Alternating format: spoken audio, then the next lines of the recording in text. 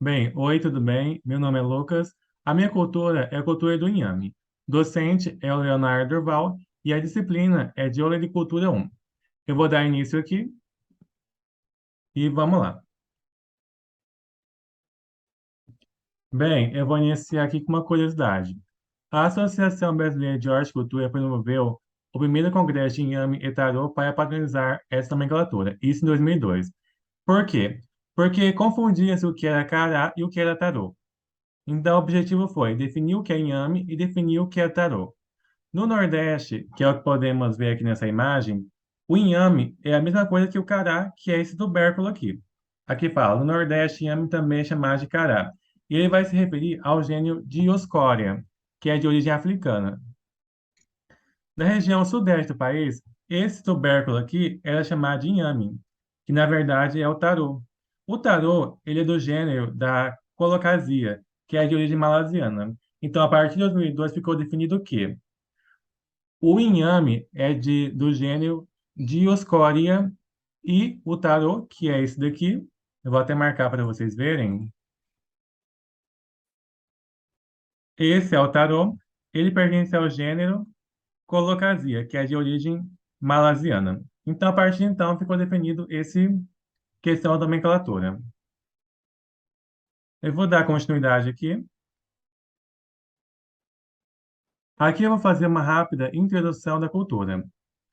É importante saber que o nome inhame é, na verdade, nome genérico. Ele vai englobar várias espécies do gênero Discoria. Essas espécies são espécies que vão produzir os tubérculos, também chamados de túberas, que podem ser consumidos ou usados em cremes. Essas plantas possuem características de serem trepadeiras e herbáceas. Havia essa questão até 2002 da questão da nomenclatura, do equívoco que se usava inhame para o gênero colocasia, mas foi resolvido e ficou definido que inhame é a mesma coisa que cará. É importante saber que, dependendo da espécie de inhame, ela pode ter uma origem diferente também, tá? Dando continuidade aqui.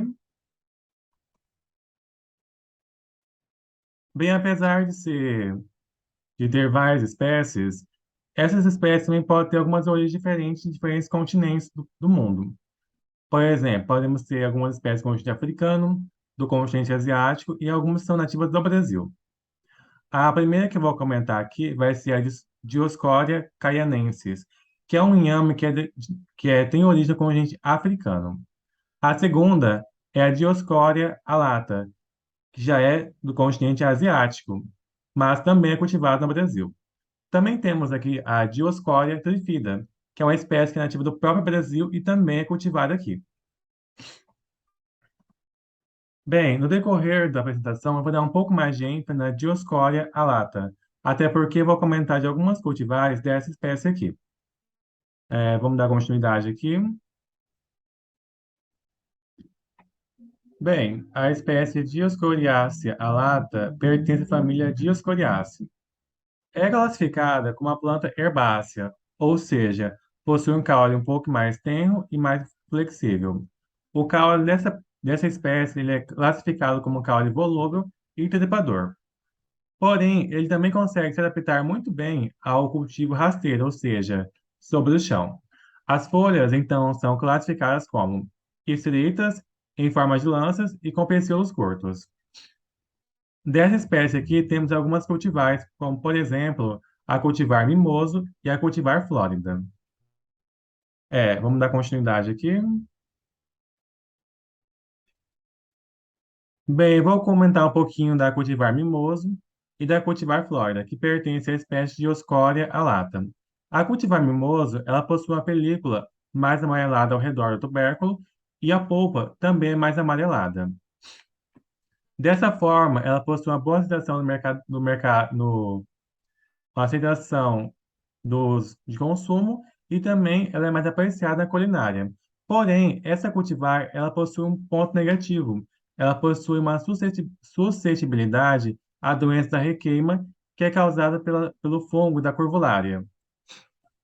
Essa doença vai afetar tanto as folhas quanto o caule e vai iniciar como manchas negras. Dessa forma, vai levar a um secamento e morte prematura da planta. Temos também a cultivar Flórida, que é uma cultivar que possui a película mais amarronzada ao redor e possui a polpa mais esbranquiçada. O ponto positivo da cultivar Flórida é que ela possui uma boa resistência à questão da requeima. Bem, nessa imagem aqui, nós vamos ter algumas, alguns tubérculos de inhame da cultivar São Tomé.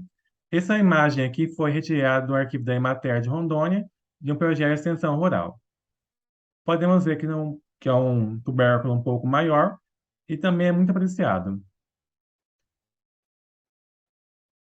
Bem, vamos ter também mais alguns tipos de espécies de inhame, como por exemplo, é o que vemos na imagem A bem aqui, que é o inhame chamado de inhame pezão. Podemos ver que é um inhame bem maior. Também temos algumas espécies de inhame, como por exemplo, da imagem B, que é o inhame roxo, que é esse daqui. Pode-se ver que foi feito um corte no tubérculo, podemos ver a coloração bem intensa de roxo, né? Essas imagens aqui são da fonte Manual de Produção de Hortaliças Tradicionais.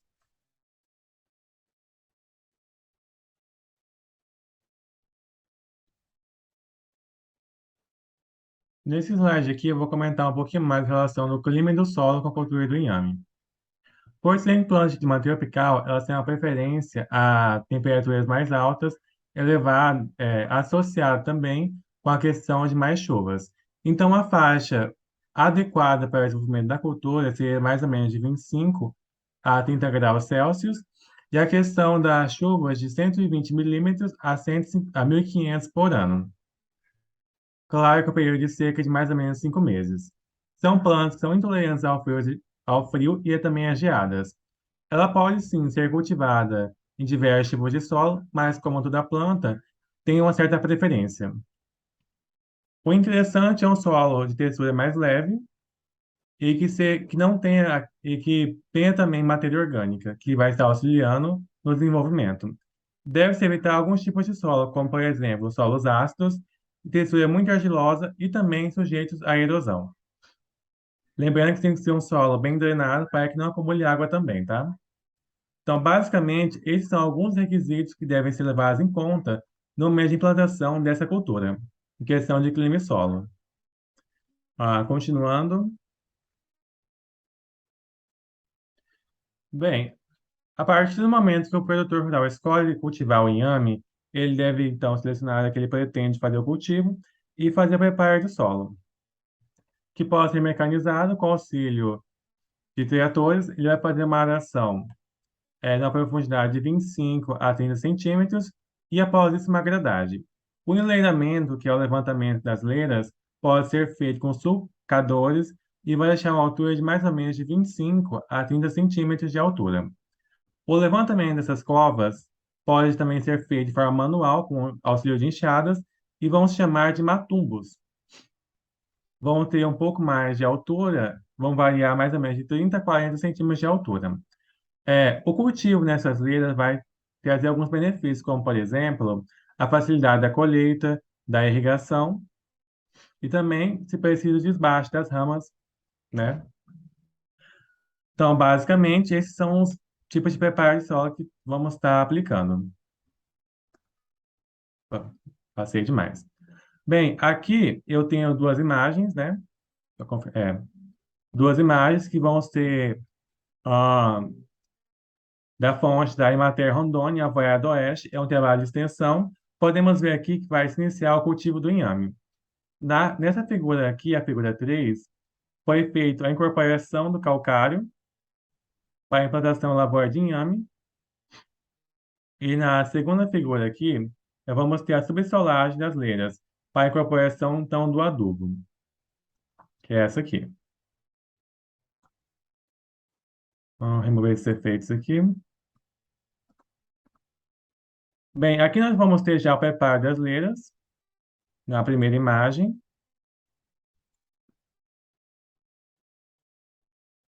E na imagem da figura 11, que é essa imagem aqui, nós já podemos ver que as leiras estão levantadas e já estão prontas para iniciar o cultivo do cará. Nesse trabalho de extensão, foi usado a cultivar São Tomé. Hum, Comentando um pouquinho de calagem e adubação, apesar de ser uma cultura rústica, ela também responde à correção do pH e também pode ser usado a questão de resíduos de fertilizantes de culturas anteriores para estar colaborando, né? A correção do pH deve ser feita com base na análise de solo, com o intuito de de elevar a saturação de base até 60%. A recomendação geralmente é feita com base em análise de solos e também alguns manuais de cada região. Quando não tem esses manuais, pode-se usar a seguinte recomendação.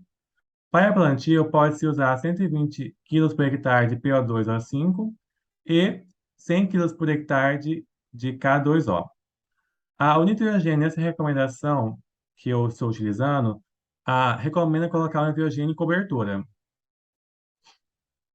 sendo parcelado em duas vezes. Então, são duas adubações de cobertura de 30 quilos por hectare.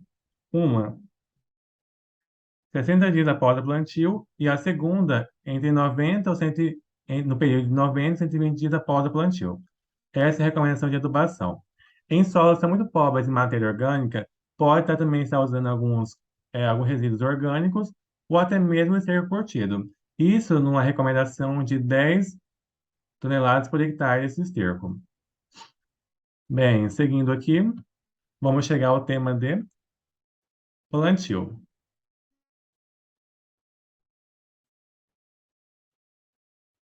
Bem, aqui vamos ter algumas recomendações para o plantio.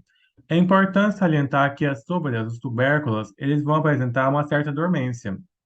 Então, é importante que esses tubérculos que vão ser plantados sejam colocados em um local arejado e escuro, para que então ocorra o desenvolvimento das gemas e então possa ser feito o plantio. O recomendado é que se faça o plantio de tubérculos inteiros, que vão ter um peso médio entre 100 e 200 gramas. Porém, em muitos casos, é difícil selecionar esse tubérculo com esse peso.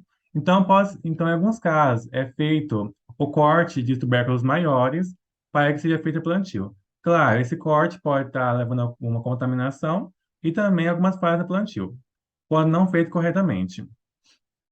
O plantio geralmente é feito no alto das leiras e com a seguinte recomendação, de 5 ou 10 centímetros de profundidade.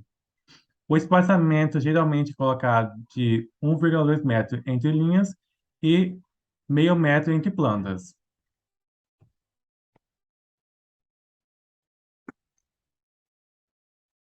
Nessas imagens aqui, podemos ver que vai se iniciar o plantio do inhame. Foi feito então o corte de vários tubérculos, que é o que vemos na imagem 6, para fazer o plantio. Podemos ver aqui que o peso médio desses pedaços é de 100 a 150 gramas. Depois disso, nesse caso aqui, foi feita uma imunização dos tubérculos para fazer o plantio. Essa imunização é feita com fungicida à base de cobre. Podemos ver aqui o recipiente onde está o fungicida dissolvido. Ok, isso é o que eu encontrei na internet. E vários inhames cortados, então, para fazer essa imunização e posterior plantio. Também é uma coisa que pode ser usada para estar auxiliando no produtor rural.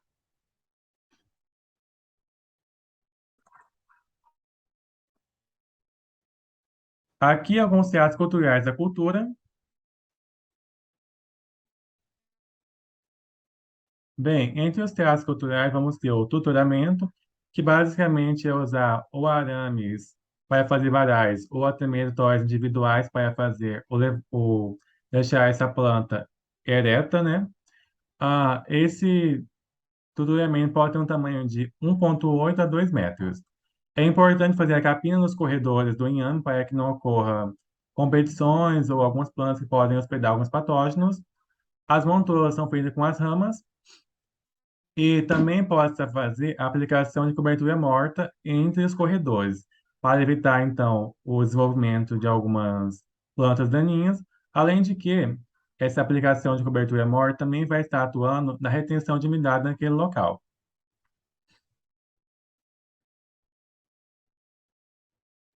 Seguindo aqui, vamos ter mais algumas imagens da Emater Rondônia. Podemos ver bem aqui nitidamente o que é o tutoramento, que foi colocado basicamente aqui algumas toras ou madeiras para que essa planta possa subir que é o que é mostrado na figura 3 aqui. Vou até marcar para vocês. Na figura 16, podemos ver o fechamento das leiras, de Caia São Tomé também, imagem da Emater. Aqui é uma lavoura já estabelecida e, pelo visto, com muito sucesso. Bem, existem também algumas pragas que vão atacar essa cultura, como, por exemplo, a falsa medideira e o Xistus arnaldi. Ó, essa falsa medideira vai estar fazendo a desfolha das plantas, que vai reduzir a capacidade fotossintética dessa planta, e a broca do tubérculo vai estar atacando os tubérculos, né? Tem também algumas pragas que são mais generalistas, como, por exemplo, a formiga geneirata e também o cupim do solo, que também vão estar depreciando esse produto.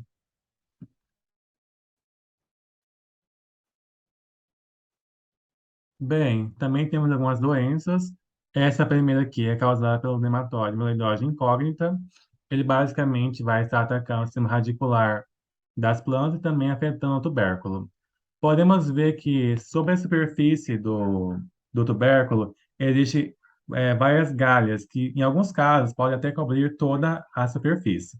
Como é esse caso aqui que podemos ver nessa imagem, que é da Emater de Rondônia, podemos ver nitidamente a quantidade de galhos que está sobre toda a superfície desse, desse tubérculo, o que vai inviabilizar a comercialização. Ah, um sintoma também, que é a cabeleira. Devido a essa questão do nematóide nesse tubérculo, o tubérculo começa a liberar várias raízes secundárias. E até então, essa doença é chamada de cabeleira por causa disso, desse sintoma que o nematóide está causando no tubérculo. Deixa eu remover só essa marcação aqui. Também temos uma segunda doença, que também é causada por nematóide, que é o nematóide Escutolonema bradius. Ele basicamente vai acabar causando no tubérculo uma podridão negra ou marrom e seca, que é o que podemos ver nesse tubérculo aqui. Novamente, está inviabilizando a comercialização. A questão nematóide pode estar associada também à questão de produção excessiva naquela área por um longo período.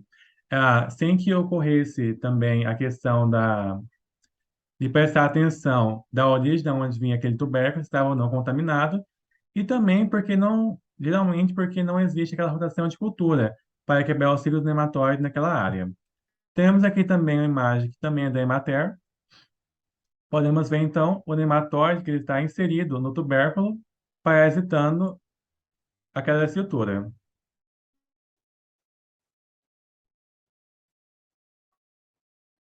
Bem, também temos a doença da pinta preta. O nome científico do patógeno que vai causar, que é um fungo, é a Curvularia iracudoatidis. Bem, basicamente vai ocorrer a formação de manchas negras nas folhas, que é o que vemos nessa imagem aqui. A iniciar algumas manchas negras, né, que vão evoluindo até atacar a planta toda. E pode acabar matando a planta se ela começa a ter uma incidência no início do cultivo.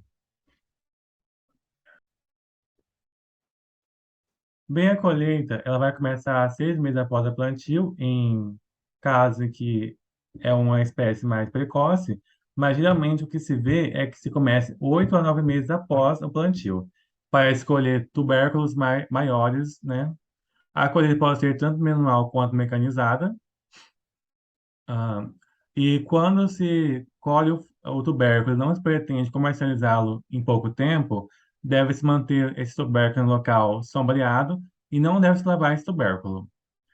Quando você vai levar esse tubérculo para fazer a comercialização, deve-se lavar cada tubérculo, selecionar os melhores e embalá-los.